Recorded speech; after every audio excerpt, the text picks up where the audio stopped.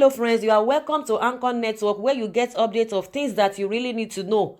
I appreciate every one of you who has been part of this channel, who has subscribed, and as many that are still contemplating whether to subscribe or not. I will encourage you to do that because I know you are not going to regret it at the end of the day. Please click the red subscribe button and also the bell icon. The bell icon is very important because if you don't click the bell icon, you will not be notified anytime we publish any news. And also, I have a gift for everyone or as many that are interested on how to build a website. There is a website link in the description section. Once you open it, there's a video that will teach you on how to build a website from beginning to the end. Thank you very much. So let's go straight to the business of the day. What Yorubas will do about killing of Afenifere leader's daughter, Gani Adams, explodes.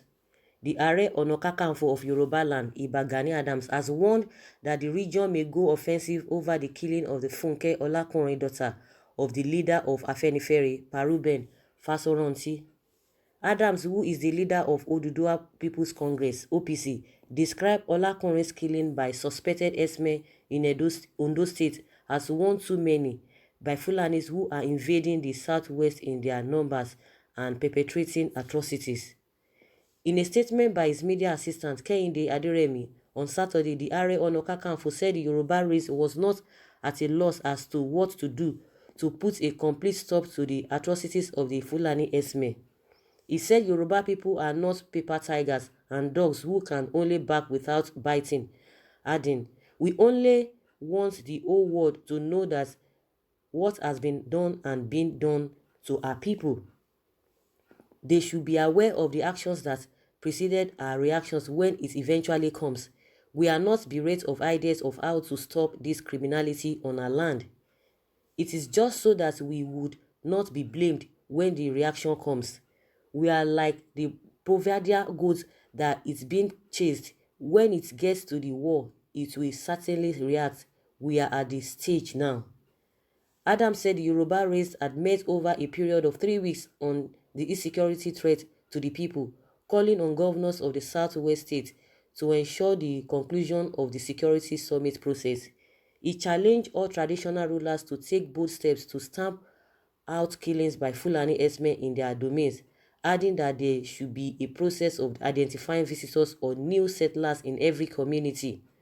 He commiserated with Faronti, praying God to comfort him and his household. He said, "Papa, this is a very trying time, but it is certain justice will come."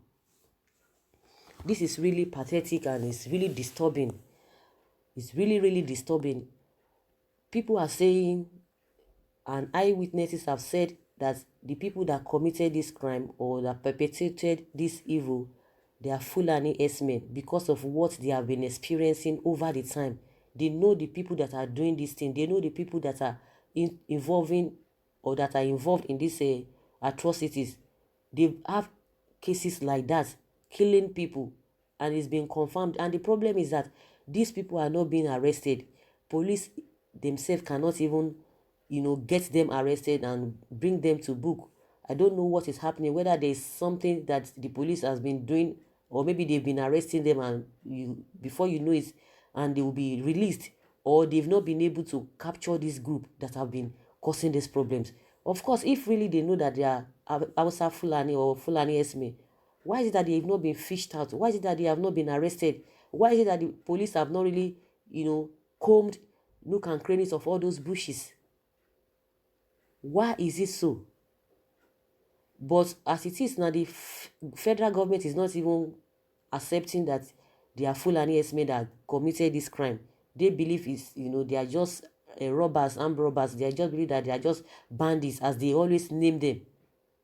And like what the Ààrẹ Ọ̀nà Kakanfò has said, that it's not as if they are out of ideas. It's not as if they don't know what to do. They know what to do, but they just want the whole world to see the action that these people, what they are really playing as. By the time they themselves will strike, that they will not be blamed. But are they going to be looking at all of these things, or because you don't want to be blamed? The issue is that everybody is talking. People have been saying a lot of things, but the federal government is not doing much. At all, they are not just doing much when it comes to this dealing with this S-men issue. It has been lingering for a very long time. And people have been saying, don't tag them, don't say that, don't just conclude that a region, just give them name that they are all criminals. Of course, they are not all criminals, but majority of them are into this evil heart, and that's why people are just concluding. You just have to conclude because the federal government is not doing anything concerning this whole issue. So what do you want people to do?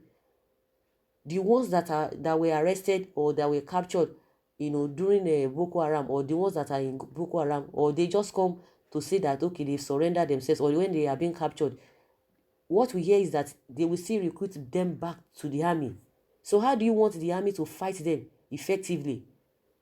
How do you want the army to be successful in their dealings with this insurgency and Boko Haram? How do you want them? Because these guys, are you sure they are really repented?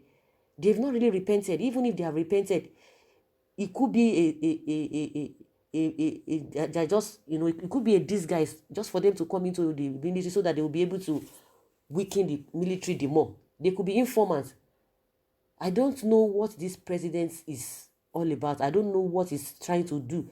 And we have other people that are there. I don't know whether they are just figureheads, or they don't just listen to him, or he doesn't listen to them. They just go there, they would take coffee, they would take tea, as the case may be, they take juice, they will say they are forming a committee that will handle some issues. At the end of the day, you don't see anything coming out of those committees that they have arranged or they formed. At the end of the day, it will just be business as usual. Everybody will go to sleep, everybody will go to bed. If you have not been affected, I think you will not know how to talk about these things. If you have not been affected, if any of your relations have not been affected somehow, or anyone close to you, you will not know how to tell the story. You will not know how it feels. You can imagine this Afeniferi's leader at the man's at the with the man's age, see his daughter, 58-year-old woman, to have lost a child, a grown-up woman, because at 58 the woman should be a grandmother as well. And the Afeniferi's leader, that papa at his age, experiencing that his own child is just dead, just like that. You can imagine it has been affecting ordinary people on the streets. People might not really take them serious. Of course, they've been taking them serious, but with this one, I think the Southwest should be able to come together. Their governors should be able to come together. But unfortunately, this leader, the so-called leaders, the so-called governors, or the so-called politicians, they would not even want to listen, because they will you can't just conclude that it is so and so. Okay, if they are armed robbers, if they are bandits, what are we going to do? Because we've been hearing a lot of criminal cases. We've been hearing a lot of killing of people, armed robbers killing people. So what has the police been doing? How many people have been arrested? That is the question. How many people have been arrested? How many people have been brought to book? And the thing is escalating day in, day out. Every day it's really gaining ground.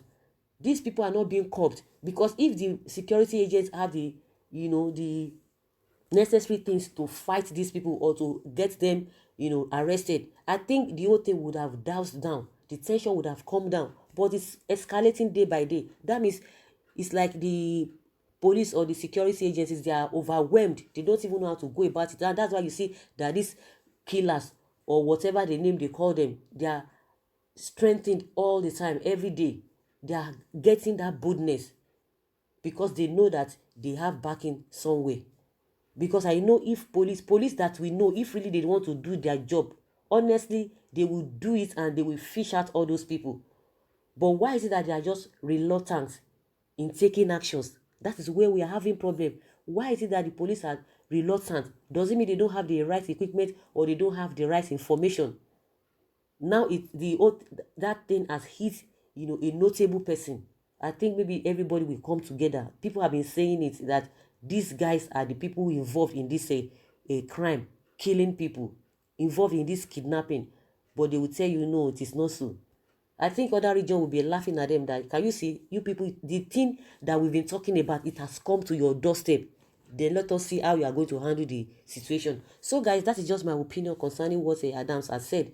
Gani Adams that it's not as if they don't know what to do. They know what to do, but they don't just want to swing into action so that it will come to them at the end of the day, or they will be blamed for it. So guys, I would like to hear your opinion concerning what we have said. Put down your comments down in the comment section. Thank you very much for always listening. Bye.